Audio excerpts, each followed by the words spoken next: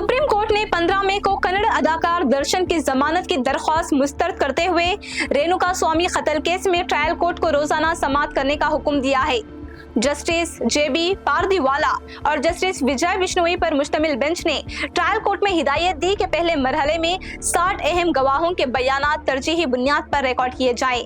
अदालत ने कहा कि मुकदमे की कार्रवाई सुस्त रफ्तारी से चल रही है, ताहम मौजूदा मरहले पर दर्शन को जमानत नहीं दी जा सकती। सुप्रीम कोर्ट ने यह भी वाज़ेह किया कि जेल कवानीन के तहत एक अंडर ट्रायल कैदी को जो सहूलियात हासिल होती हैं, वो तमाम सहूलियात दर्शन को फ्राहम की जाएं। अदालत ने जेल हुकाम को यह हिदायत भी दी कि अदाकार को तन्हाई की कैद में न रखा जाए।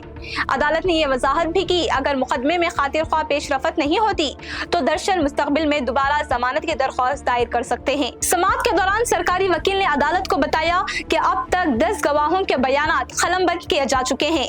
रियासती हुकूमत ने कहा कि मुल्जिमीन के किरदार को साबित करने के लिए तकरीबन 60 गवाहों इंतहाई अहम है, जबकि मजमूई तौर पर 272 गवाहों में से तकरीबन 150 गवाहों के बयानात दर्ज किए जा सकते हैं।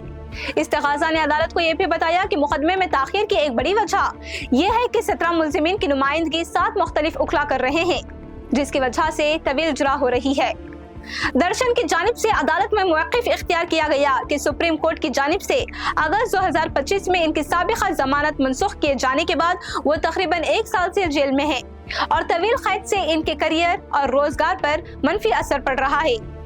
48 साल अदाकार दर्शन को 11 जून 2024 को गिरफ्तार किया गया था। इन पर 33 साल रेणुका स्वामी के कत्ल में मलूस होने का इल्जाम है, जो चित्रदुर्गा के रहने वाले थे। पुलिस के मुताबिक रेणुका स्वामी ने मुबैना तौर पर दर्शन की साथी पवित्रा गौड़ा को नाजिबा पैगामात भेजे थे, जिसके बाद अदाकार दर्शन और दीगर अफराद पर कत्ल के इल्जाम आयद किए गए।